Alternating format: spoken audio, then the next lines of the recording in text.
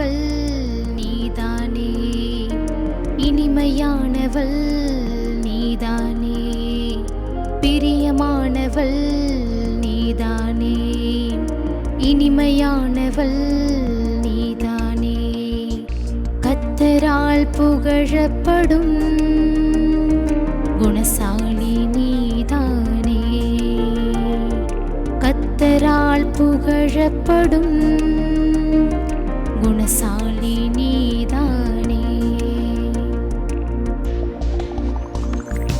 இனியவளே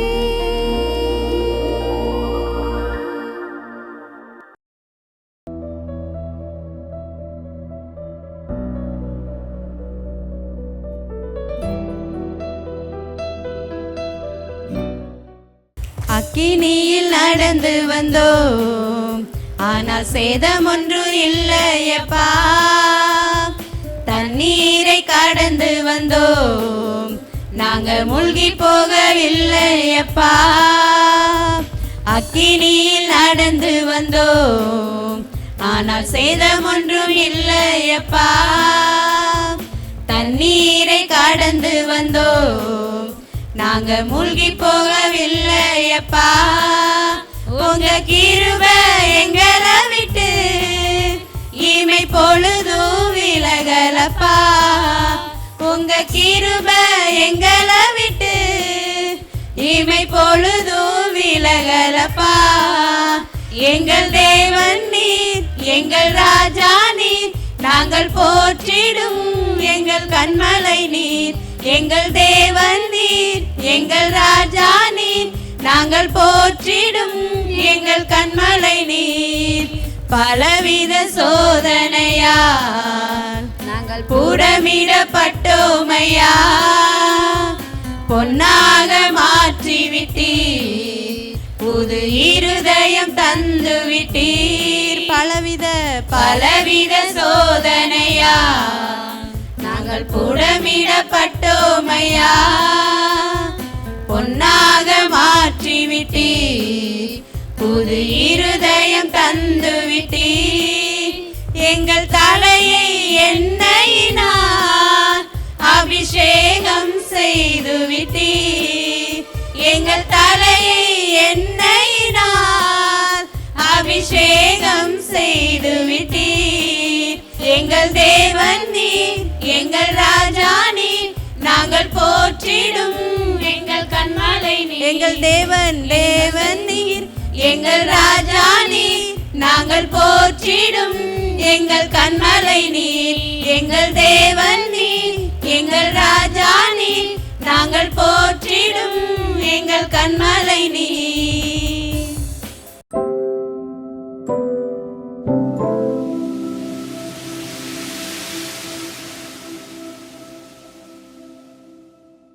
கர்த்தராகிய இயேசு கிறிஸ்துவின் நாமத்தினாலே இனியவளே என்ற நிகழ்ச்சியை பார்த்து கொண்டிருக்கிற உங்கள் யாவரையும் இயேசு கிறிஸ்துவின் நாமத்தினால வாழ்த்தி வரவேற்கிறேன். இந்த நிகழ்ச்சியை நீங்க தொடர்ந்து பார்த்துட்டே வரீங்க. உங்களுக்கு இந்த நிகழ்ச்சி ரொம்ப பிரயோஜனமா இருக்கு அப்படின்னு சொல்லி கர்த்தருக்குள்ள நாங்க விசுவாசிக்கிறோம்.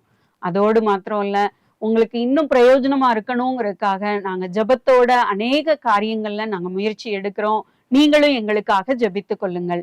இப்போவும் நம்ம செய்திக்கு நேரா போறதுக்கு முன்னாடி கண்களை மூடி ஒரு நிமிடம் ஜெபிப்போமா? ஏசப்பா, உம்மை துதிக்கிறோம் ஆண்டவரே, சோத்திரிக்கிறோம் அப்பா. அப்பா தகப்பனே, இந்த வேலையில நாங்க உம்முடைய பாதத்துல கூடி வந்திருக்கிறோம் சுவாமி. உம்முடைய பாதத்துல வந்திருக்கிற இந்த நேரங்கள் எங்களுக்கு பிரயோஜனம் உள்ளவைகளாய் நீர் மாற்றித்தாங்கன்னு ஜெபிக்கிறோம். உம்முடைய வார்த்தையை கொண்டு நீர் எங்கள் ஒவ்வொருவரோடும் பேசுவீராகன்னு ஜெபிக்கிறோம் ஆண்டவரே. எங்களுடைய வாழ்க்கை புதிதாக்கப்படுகிறதற்கு ஏற்ற நல்ல வார்த்தைகள் எங்களுக்கு வெளிப்படட்டும்னு ஜெபிக்கிறோம். நீர் பொறுப்படுத்திக் கொள்ளும். என்னை மறைத்து நீர் வெளிப்படுங்கன்னு ஜெபிக்கிறோம். உடைய கிருபையுள்ள கரத்திற்குள்ளாய் தாழ்த்தி ஒப்பு கொடுக்கிறோம். நீர் பொறுப்படுத்திக்கோங்க. இயேசுவின் மூலம் ஜெபிக்கிறோம் நல்ல பிதாவே, ஆமேன். ராஜு அப்படிங்கிற ஒருத்தர் ஒரு கொலை வழக்குல கைது செய்யப்பட்டு அரெஸ்ட் பண்ணப்பட்டாரு. அவரோட வழக்க விசாரித்த நீதிபதி அவருக்கு மரண தண்டனையை விதிச்சிட்டாரு.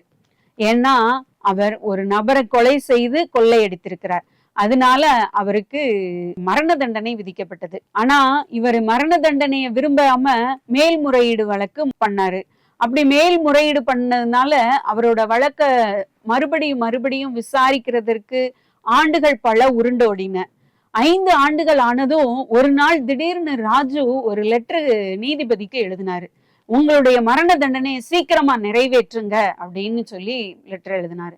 இது தெரிஞ்சதும் அவருடைய வழக்கறிஞர் வேகமா என்ன பண்ணாருன்னா ராஜு கிட்ட ஓடி வந்து ரொம்ப கோபத்தோட, நான் உன்னை மீட்டெடுக்கணும், உன்னுடைய ஜீவனை காப்பாற்றணும் அப்படிங்கிறதுக்காக நான் எவ்வளவு முயற்சிகள் எடுத்துக்கிட்டு இருக்கேன், நீனா இப்படி அவசரப்பட்டு இப்படி ஒரு லெட்டரை எழுதிட்டியே அப்படின்னு சொல்லி ரொம்ப கோபமா அவர்கிட்ட பேசினாரு.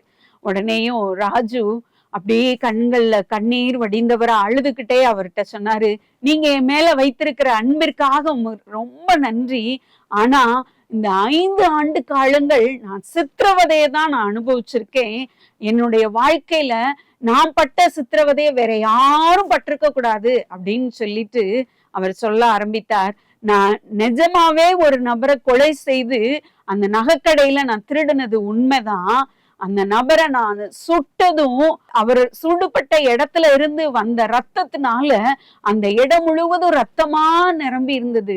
அவர் அந்த இதுல இருந்து எழுந்திருக்க முயற்சி பண்ணி அந்த ரத்தத்துல வழுகி விழுந்தாரு. விழுந்துகிட்டே என்னை யாராவது காப்பாத்துங்களேன், என்னை யாராவது காப்பாத்துங்களேன் அப்படின்னு சொல்லி கெஞ்சி கொண்டே இருந்தார். இந்த நிகழ்ச்சி அன்றைக்கு என் மனதை ஒன்றும் பாதிக்கல. ஆனா இந்த சிறைச்சாலையில் இருக்கிற ஒவ்வொரு நிமிடமும் நான் என்னுடைய கண்களை எப்பெல்லாம் மூடுறேனோ, எந்த பக்கம் திரும்பினாலும் எங்கிட்டு இருந்தாலும் அது எப்பவும் என் காதுகள் தொனித்து கொண்டே இருக்கிறது. அந்த சத்தம் கண்களை மூடுனா அந்த ரத்தத்தின் வெள்ளம் என் கண் முன்பாக வந்து கொண்டே இருக்குது. என்னால இதை மறக்கவே முடியல அப்படின்னு சொல்லி, நான் செய்த பாவம் உண்மை, அந்த பாவத்துக்கு தண்டனை மரணம், மரணத்தை எனக்கு சீக்கிரமா கொடுத்துருங்க, நான் நிம்மதியா போயாது சேர்ந்துருவேன் அப்படின்னு சொல்லி சொன்னாரு. உடனே அந்த வழக்கறிஞர் சிரித்துக்கிட்டே சொன்னாரு, நீ செய்த பாவத்திற்கான காரணம் தான் இந்த காட்சி உன் முன்னாடி வந்துகிட்டே இருக்கு. நீ இந்த செய்த தண்டனைய நீ இப்ப ஏன்ட்ட ஒத்துக்கிட்ட மாதிரி ஏசு கிறிஸ்துட்ட ஒத்துக்கொண்ட அப்படின்னா அவர் உன்னுடைய பாவத்தை எல்லாம் மன்னித்து உனக்கு விமோச்சனத்தை கட்டளையிடுவார், நீயும் சந்தோஷமா எல்லாரையும் போல வாழலாம் அப்படின்னு சொல்லி சொன்னாரு. உடனேயும் உன்னுடைய பாவங்களுக்கு ஒரு மன்னிப்பு உண்டு, பாவத்திலிருந்து ஒரு மீட்பு உண்டு அப்படின்னு சொல்லி அவர் சொன்னாரு. உடனேயும் ராஜு சந்தோஷமா ஆண்டவரை ஏற்றுக்கொண்டார். ஆண்டவரை பற்றி இன்னும் மேலும் அறிந்து கொண்ட ராஜு கர்த்தரிடத்துல தன்னை முழுவதும் அர்ப்பணித்து ரட்சிக்கப்பட்டவரா நீதிபதிட்ட தன்னுடைய குற்றத்தை எல்லாம் ஒத்துக்கொண்டு மரண தண்டனையை சந்தோஷமா ஏற்றுக்கொண்டு பரலோகம் போய் சேர்ந்தார். இதே மாதிரிதாங்க நம்மளுடைய வாழ்க்கையிலையும் அநேகருடைய வாழ்க்கையில பாவத்தினால அநேக சாபங்கள் தொடர்ந்து கொண்டே இருக்கும்.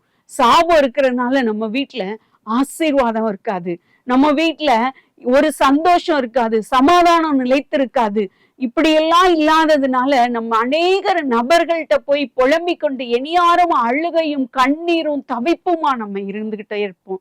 இந்த நிலைமையெல்லாம் மாற்றுகிற இயேசு கிறிஸ்து ஒருவர் இருக்கிறார். அவரை குறிச்சுதான் நம்ம பார்க்க போறோம்.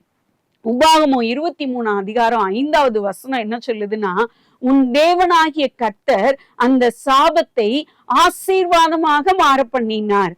ஆமாங்க, கர்த்தர் சாபத்தை மாற்றுகிறவர் மாத்திரம் இல்ல, சாபத்தை ஆசீர்வாதமாய் மாற பண்ணி நம்மளை மகிழ்ந்திருக்க பண்ணுகிறவர்.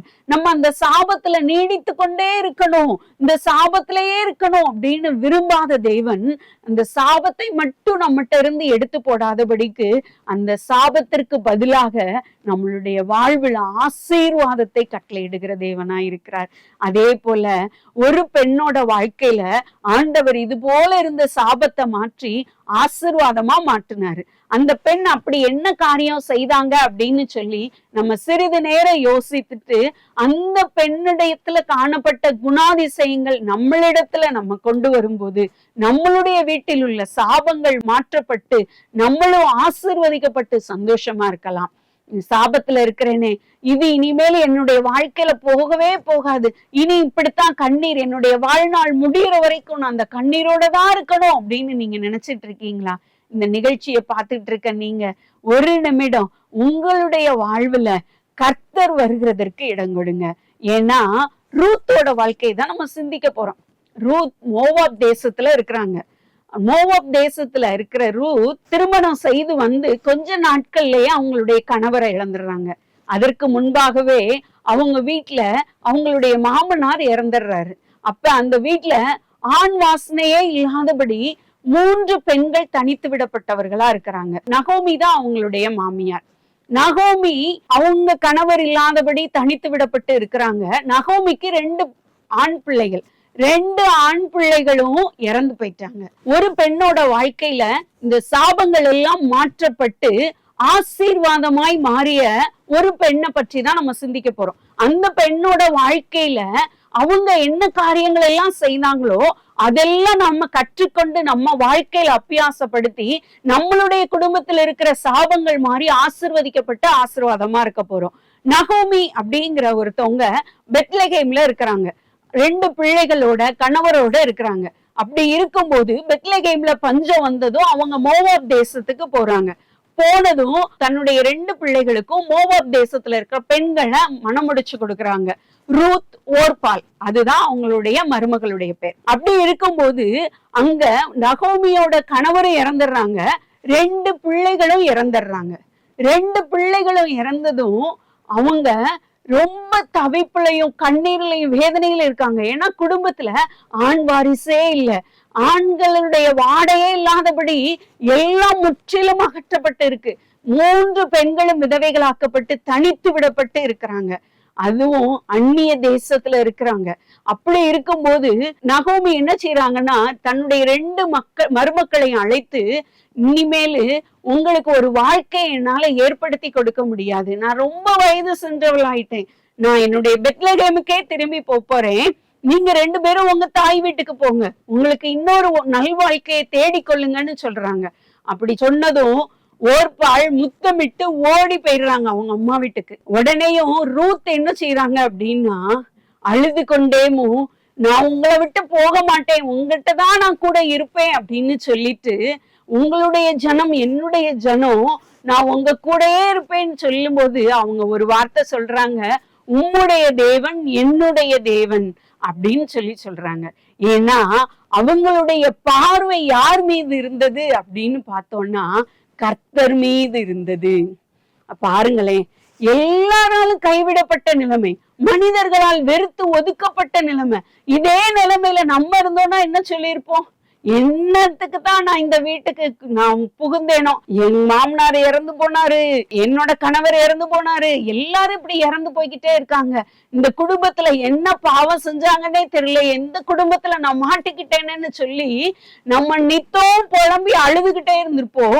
இல்ல இந்த ஓர்பால போல முத்தம் செஞ்சுட்டு ஓடி இருந்திருப்போம். ஆனா இந்த ரூத் அப்படி ஓடி போகல. நீங்க இதுவரைக்கும் சொல்லிக்கிட்டு இருந்த கர்த்தர் சர்வ வல்லமையுள்ள தேவன், அவர் எல்லாவற்றையும் மாற்ற வல்லமையுள்ளவர், அவரை விட்டுட்டு நான் போக முடியாது, நான் அந்த தேவனத்துல நான் வர ஆசைப்படுறேன், அதனால அவரை தான் நான் நோக்கி பார்ப்பேன், உங்க கூட இருப்பேன், உங்க கூட நான் பெத்லகேமுக்கு வாரேன் அப்படின்னு சொல்லி ரூத் சொல்றாங்க. ஏன்னா அவங்களுடைய பார்வை முழுவதும் தேவனாகிய கர்த்தரிடம் இருந்தது. இன்னைக்கு நம்மளுடைய இக்கட்டான சூழ்நிலையில, நம்மளுடைய இந்த கவலை கண்ணீரின் வேலையில நம்மளுடைய பார்வை எப்படி இருக்கு? நம்ம புலம்பிக் கொண்டு இருக்கிறவர்களா இருக்கிறோமா? நம்மளுடைய பார்வை மனிதர்களிடத்திலிருந்து ஒத்தாசை கிடைத்துறாதா? இவங்க உதவி செய்திட மாட்டாங்களா, அவங்க உதவி செய்திட மாட்டாங்களா, எனக்கு ஏன் எங்கேயுமே எனக்கு கிடைக்கல, எல்லாரும் கதவை அடைத்து கொள்ளுகிறார்களே அப்படின்னு சொல்லி நம்ம சுற்றும் முற்றும் மனிதர்களை பார்த்து கொண்டே இருக்கிறோமா? யோசித்து பார்ப்போம். இன்னைக்கு நம்மளுடைய பார்வையை கர்த்தருக்கு நேராக திருப்புவோம். கர்த்தரை நோக்கி பார்த்தாங்க ரூத், அதனால அவங்க பெத்லகேமுக்கு கூட வந்தாங்க. கர்த்தரை நோக்கி பார்த்து அவங்களுடைய வாழ்வு ஆசீர்வதிக்கப்பட்டது. அங்க போவாஸ் கிடைச்சாரு, போவாஸ் நிமித்தம் அவங்களுடைய சந்ததி ஆசீர்வதிக்கப்பட்டது. உபாகமம் 23ஆம் அதிகாரத்துல நீங்க பாத்தீங்கன்னா அம்மோனியனும் மோவாபியனும் கர்த்தருக்கு அருவருப்பானவர்கள் அப்படின்னு எழுதியிருக்கு. அதே வேதாகமத்துல மத்தேயு 1ஆம் அதிகாரத்துல இயேசுவின் சந்ததி வரலாறு இடம்பெறுகிற இடத்துல ரூத்தோட பேரு இடம்பெற்றிருக்கு. அதே மோவாபிய பெண் தானே, வெறுத்து அருவருக்கப்பட்ட ஜனமாயிருந்த அந்த மோவாபிய பெண் கர்த்தரை நோக்கி பார்த்ததுனால கர்த்தருடைய சந்ததியில பேர் இடம்பெறுகிறவர்களாய் மாறினாங்க. அதே போல உங்களுடைய வாழ்க்கை மாறணும், உங்களுடைய சந்ததி ஆசிர்வதிக்கப்படணும்னா இன்றைக்கு உங்களுடைய பார்வைய கர்த்தருக்கு நேரா திருப்புங்க. இன்றைக்கு உங்களுடைய பார்வை கர்த்தரை நோக்கி பார்க்கட்டும். அவர் நமக்காக மரத்திலே தூக்கப்பட்டு சாபமானார். நம்மளுடைய எல்லா சாபத்தையும் அவர் சுமந்து தீர்த்தார். அதனால நம்ம சாபத்தோடு இருக்கணும்னு அவசியம் இல்லைங்க. மோசே வனாந்தரத்துல ஜனங்களை வழி நடத்திட்டு வரும்போது கொள்ளிவாய் சர்ப்பங்கள் எல்லாரையும் கொன்னுட்டு இருக்கு. அப்ப ஆண்டவர் சொல்றாரு, வெண்கலத்தினால் செய்யப்பட்ட சர்ப்பத்தை உண்டாக்கி நீ உயர்த்தி வை. சர்ப்பம் கடித்த நபர் அந்த வெண்கல சர்ப்பத்தை நோக்கி பார்த்தா பிழைத்துக்கிடுவான்னு.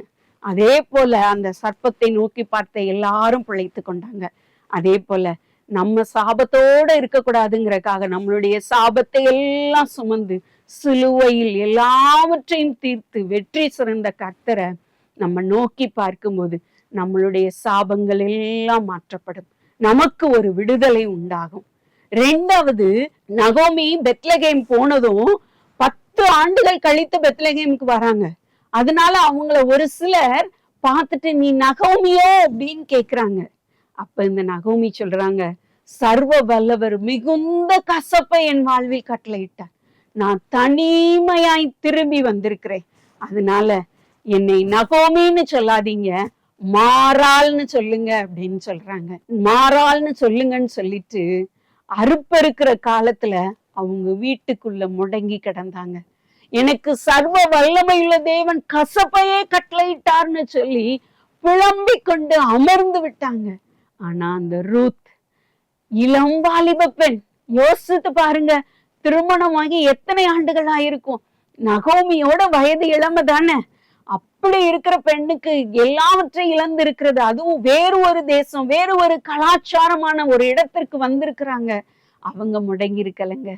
கர்த்தர் மேல் அன்பு வைத்ததுனால அவரை சேவிக்கிறதற்கு முந்தி கொண்டாங்கங்க. அவங்க அப்படியே இந்த அறுப்பறுக்கிற காலத்துல பெத்லகேம்ல இருக்கவங்க எல்லாம் என்ன செய்யறாங்கன்னு பார்த்துட்டு உடனே அறுப்பறுக்கிற இடங்களுக்கு போய் அவங்க சிந்துகிற கதிர்களை பொறுக்கிறதுக்காக அவங்க முந்தி போனாங்கங்க. டெய்லி அந்த வேலையை பார்த்துட்டு வந்தாங்க. ஏன்னா அவங்களுடைய முழு அன்பையும் கர்த்தரிடத்துல கொடுத்தாங்க. கர்த்தரை நோக்கி பார்த்தது மாத்திரம் இல்ல, கர்த்தரிடத்தில் தன் முழு அன்பையும் வைத்தாங்க. தன்னுடைய நிலையை பற்றி அவங்க யோசிக்கவே இல்லை. தான் விட்டு வந்த தேசத்தை பத்தி அவங்க நினைக்கல, தன்னுடைய ஜனத்தை பத்தி பேசல, தன்னுடைய இனத்தை பற்றி யோசிக்கல. இந்த பெத்லகேமுக்கு வந்திருக்க இங்க இருக்கிற நிலைமை எப்படி, இங்க இருக்கிற நிலைமை கேட்டால் போல் நான் என்ன செய்யணும், நானும் என்னுடைய மாமியும் பிழைக்கிறதற்கு நான் என்ன செய்ய வேண்டும் அப்படின்னு சொல்லி அதற்காக செயல்படுகிறவர்களாக இருந்தாங்க. பாருங்களேன், கர்த்தரை நோக்கி பார்த்தது மாத்திரம் இல்ல, நம்ம அநேக நேரங்கள்ல தேவைக்காக கர்த்தரை நோக்கி பார்த்துறோம், ஜெபிக்கிறோம். ஆனா நம்மளுடைய அன்பை கர்த்தருக்கு கொடுக்கிறோமா? சிந்தித்து பார்ப்போம். கர்த்தருக்கு இடத்துல கொடுத்து அன்பு இருந்தா விசுவாசம் தன்னால வந்துருங்க. உங்களுடைய நண்பனை நீங்க விசுவாசிப்பீங்களா இல்லையா? என்னானாலும் சரி, என் நண்பன் என்ன கைவிட மாட்டான் அப்படின்னு சொல்லி நம்ம எவ்வளவு கெத்தா சொல்றோம். ஆனா அதே நம்பிக்கையை தேவனிடத்துல வைக்கிறோமா? அவர் சர்வ வல்லமையுள்ள தேவன் தான். நகோமியவே வச்சு பாருங்களேன், சர்வ வல்லமையுள்ள தேவன் தான் சொல்றாங்க. ஏன் நான் இப்ப திரும்ப வந்துட்டேன், ஆண்டவர் என்னை நிலைமையை மாற்றுவாருங்கிற நம்பிக்கை அவங்களுக்குள்ள இல்ல. இதை மாறாள்னு கூப்பிடுங்கன்னு சொல்றாங்க. ஆனா அந்த ரூத்துக்குள்ள அந்த நம்பிக்கை இருந்தது, அந்த விசுவாசம் இருந்தது. அவங்க அறிக்கையிடாட்டாலும் அந்த விசுவாசம் இருக்கறனால தானே அங்க முன்னோக்கி போக முடியுது. இல்லாட்டினா முடங்கி போய் இருந்திருப்பாங்கல்ல. அப்ப அந்த அன்பை முழுவதுமாய் செலுத்துறாங்க. சங்கீதம் 145 20வது வசனத்துல கர்த்தர் தம்மில் அன்பு கூறுகிற யாவரையும் காப்பாற்றி துன்மார்க்கர் யாவரையும் அழிப்பான் இருக்கு. அன்பு கூறுகிற யாவரையும் காப்பாற்றுவாராம். அது யாருன்னு வித்தியாசம் இல்லைங்க. நீங்க என்ன நிலைமையில இருந்தாலும் எப்படி இருந்தாலும் உங்களுடைய அன்பை கர்த்தரிடத்துல செலுத்தணும்னு சொல்லி ஆண்டவர் விரும்புறாரு. புதிய ஏற்பாட்டுல ஆண்டவர் 2 கற்பனைகளை தான் நமக்கு கொடுக்கிறாரு. அந்த 2 கற்பனை என்னன்னா, ஒண்ணு, உன் தேவனாகிய கர்த்தரிடத்தில் உன் முழு ஆத்துமாவோடும் உன் முழு பலத்தோடும் முழு மனதோடும் அவரிடத்தில் அன்பு கூறுவாயாக. 2வது கற்பனை, உன்னிடத்தில் நீ அன்பு கூறுகிறது போல பிறனிடத்திலும் அன்பு கூறுவாயாக. நம்மளுடைய தேவனுக்கு தெரிந்த ஒரே பாஷை அன்பு தாங்க. அது ஒன்ட்டையா இருக்கட்டும் ஏன்ட்டையா இருக்கட்டும், எல்லார்ட்டையும் ஆண்டவர் எதிர்பார்க்கிற காரியம் அன்புதான். நீ என்னிடத்துலயும் அன்பு கூறணும், உனக்கு அருகில் இருக்கிற மனிதர்களிடத்திலும் அன்பு கூறணும். இந்த அன்பு நம்மளிடத்துல இருக்கா? மனிதர்களை நேசிக்கணும் அப்படின்னா கர்த்தரிடத்துல அன்பு இல்லாம மனிதர்களை நேசிக்க முடியாதுங்க. அன்பு இல்லாமல் நம்ம எதையுமே செய்ய முடியாது. அன்பு இல்லாமல் எதையுமே நம்ம செயல்பட முடியாது. அன்பு வேணும். கர்த்தரிடத்தில் நம்மளுடைய அன்பை கொடுக்கிறோமா? யாரிடத்துல அதிகமா அன்பு கொடுக்கிறோமோ அவங்களுக்கு அதிகமான நேரத்தை செலவிடுவோம். அவங்களிடத்துல எல்லா காரியங்களையும் பகிர்ந்து கொள்வோம். அதே போல நீங்க இன்னைக்குல இருந்து தேவனிடத்துல அன்பு செலுத்துங்க. தேவனை நேசித்து பாருங்க. உங்களுடைய எல்லா பாரங்களையும் அவரிடத்துல சொல்லுங்க. உங்களுடைய எல்லா நேரங்களையும் அவரிடத்துல செலவிட்டு பாருங்க. உங்களுடைய எல்லா நிலைமைகளும் மாறும். இனம் புரியாத சந்தோஷமும் சமாதானமும் உங்க உள்ளத்தை நிறைக்கும். உங்களுடைய உள்ளம் சமாதானத்தினால் நிரம்பும். கர்த்தர் தருகிற எல்லா வார்த்தைகளும் நம்முடைய உள்ளத்தை ஆற்றி தேற்றுகிறதை நம்மால் உணர முடியும். உங்களுடைய கண்ணீரை துடைக்க யாருமே இல்லைன்னு நினைக்கீங்க. மனிதர்கள் கண்ணீரை துடைச்சாலும் வடிஞ்சுக்கிட்டே இருக்கும். நம்ம முகங்களில் வடிகிற எல்லா கண்ணீரையும் துடைக்க வல்லமை உள்ளவர் அவர் மாத்திரம்தான். அவர் தொடச்சிட்டாருன்னா அடுத்து சந்தோஷம் தாங்க. அடுத்து கண்ணீர் வடியாது. இனி நீ அழுது கொண்டுரா. இப்படி வாக்கு தத்தங்கள் எத்தனையோ வச்சிருக்கிறாரு. அதெல்லாம் நம்ம சுதந்திரிக்கணும்னா நம்ம அவரிடத்தில் அன்பு கூறணும். அவரிடத்தில் நெருங்கி சேரணும். சேரும்போது அவருக்கென்று நேரத்தை செலவிடும் போது, இந்த வேதத்தை வாசிப்பதிலும் ஜெபிப்பதிலும் அவரோடு நெருங்கி சேரும் போது அவரிடத்துல இருந்து நம்ம எல்லா காரியங்களையும் பெற்றுக்கொள்ள முடியும். நம்மளுடைய சாபங்கள் மாறி ஆசீர்வாதமாக சந்தோஷமாக இருக்கலாம். எந்த இடத்துல நம்ம தலை குனிந்து இருக்கிறோமோ அதே இடத்துல நம்மளுடைய தலை உயர்த்தப்பட்டு நாம் மகிழ்ந்து இருக்கலாம். அடுத்ததா இந்த ரூத்திட்ட காணப்பட்ட இன்னொரு குணம் என்ன அப்படின்னு பாத்தீங்கன்னா, ரூத் போறாங்க, கதிர் பொறுக்கிறாங்க, செயல்பட்டுக்கிட்டு இருக்காங்க, அன்பா இருக்காங்க அப்படின்னு சொல்லி பாக்குறோம். அதோட பெத்லகேம் எல்லா சட்டதிட்டங்களுக்கும் கீழ்ப்படிந்து நடக்கிறாங்க. மோவாபியர்கள் இஸ்ரவேலருக்கு அருவருப்பானவர்கள்னு சொன்னேன். அப்ப இது ரூத் மோவாபிய பெண்ணதும் எப்படி பார்த்திருப்பாங்க? ஒருத்தவங்க வீட்டுல அடுத்தடுத்து இப்படி கஷ்டமான காரியங்கள் நடக்குதுன்னாலே நம்ம கிறிஸ்தவ வட்டாரத்திலையும் சரி உலக பிரகாரமாவும் சரி என்ன சொல்லுவோம்? என்ன பாவம் செஞ்சாலும் என்னமோ எப்ப பாரு வீட்டுல இதுதான், என்னைக்கோ யாரோ செஞ்ச பாவம் அப்படின்னு பேசுவாங்க. அதுலயும் இப்படி ஒரு அருவருக்கத்தக்க இடத்துல பெண் எடுத்திருக்காங்கன்னா என்ன சொல்லுவாங்க? அவன் அந்த கற்பனையை மீறினால இந்த பொண்ணு வந்த நேரம்தான் சொல்லியிருப்பாங்கல்ல. அவங்க போகும்போது ரூத் அப்படி கண்ணோட்டத்தோட எத்தனை பேர் பார்த்திருப்பாங்கங்க. ஆனா ரூத் அதெல்லாம் பொருட்படுத்தல. நான் அவங்க முன்னாடி நற்குணசாலியா இருக்காங்க. போவாஸ் அவங்கள பார்த்து சொல்லும் போது, உன்னுடைய முந்தின நற்கிரியைகளை பார்க்கிலும் பிந்தின நற்கிரியை நல்லதா இருக்கு அப்படின்னு சொல்றாங்க. அப்படி அவங்க நற்கிரியை உள்ளவங்களா, எல்லாவற்றுக்கும் கீழ்ப்படிந்து அந்த நாட்டுல என்ன ஃபாலோ பண்றாங்களோ அதை கீழ்ப்படிந்து செய்கிறவர்களா, நலமானதை பிடித்து கொண்டவங்களா இருந்தாங்க. இன்னைக்கு நம்ம எப்படி இருக்கோம்? எத்தனையோ முறை அந்த வேதத்தை எடுத்து வாசிக்கிறோம், எத்தனையோ முறை ஜெபிக்கிறோம். ஆண்டவர் எத்தனையோ காரியங்களை நமக்கு உணர்த்துறாரு. அப்படிலாம் நான் இருக்க முடியுமா? இதை என்னால மாத்தவே முடியாது, என் பிறவி குணம் அப்படின்னு சொல்லி மலிப்பிக்கொண்டே கீழ்ப்படிய முடியாதபடி இருக்கும். ஆனா எல்லா அவமானங்களின் மத்தியிலும், கண்ணீரின் மத்தியிலும், நிந்திக்கப்பட்ட சூழ்நிலையிலும், தனித்து விடப்பட்ட சூழ்நிலையிலையும் அந்த ரூத் எல்லா சட்டதிட்டங்களுக்கும் கீழ்ப்படிந்து வாழ்ந்தாங்கல்ல. போவாஸ் இடத்துல அறுப்பு இருக்கிற காலத்துல இப்படி செய்ய, அறுப்பின் பண்டிகையோட நீ இப்படி இருன்னு சொல்லி மாமி கற்றுக் கொடுக்குறாங்க. நீங்க சொல்லிட்டு இங்க இருந்துருவீங்க, நாள போய் செய்யணும், அதெல்லாம் என்னால முடியாது. ஒரு வார்த்தை சொல்லலைங்க. மாமி கற்பித்தபடி எல்லாம் செய்வேன்னு சொல்லி செஞ்சாங்க. பாருங்களேன், கீழ்ப்படுகிறது, அப்படியே கீழ்ப்படுகிற மனப்பாக்கம் அவங்களிடத்துல இருந்தது. இன்னைக்கு நம்மளிடத்துல இருக்கா? நம்ம வேதம் வாசிக்கும் போது, ஜெபிக்கும் போது தேவன் எதையெல்லாம் நம்மளிடத்துல பேசுகிறாரோ, பேசுகிற காரியங்களுக்கு கீழ்ப்படுகிறோமா? நம்ம அன்பு கூறுகிறோம் அப்படின்னா நம்ம கீழ்ப்படிவோங்க.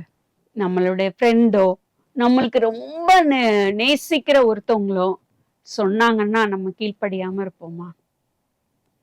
நம்ம கேட்போம்ல, எனக்கு பிடிக்காதுதான், ஆனா என் ஃப்ரெண்டுக்காக நான் இதை செய்யறேன், என் ஃப்ரெண்டுக்கு இது ரொம்ப பிடிக்கும் அப்படின்னு சொல்லி நம்ம செய்யறோம்ல. அப்ப ஏன் நம்ம தேவனை நேசிக்கிறேன்னு சொல்லிட்டு அவருக்கு பிடித்தமான வாழ்க்கை வாழ நம்மளுடைய உள்ளம் இணங்கவில்லைன்னா, நம்மளுடைய உள்ளத்துல அவர் மேல அன்பு குறைஞ்சிருச்சிருந்தானங்க அர்த்தம். இன்றைக்கு நம்மளை மாற்றிக்கொள்வோம், நம்மை சிந்தித்து பார்ப்போம். ஆசீர்வாதம் இல்லாமல் இருப்பதற்கு நம்மளே தாங்க காரணம். நம்மளிடம் ரூத்திட்ட காணப்பட்ட இந்த குணாதிசயங்கள் ஏதாயிலும் ஒன்று இல்லைன்னாலும் நம்மளுடைய வீட்டின் ஆசீர்வாதத்திற்கு நாம் தடையாயிருக்கிறோம்.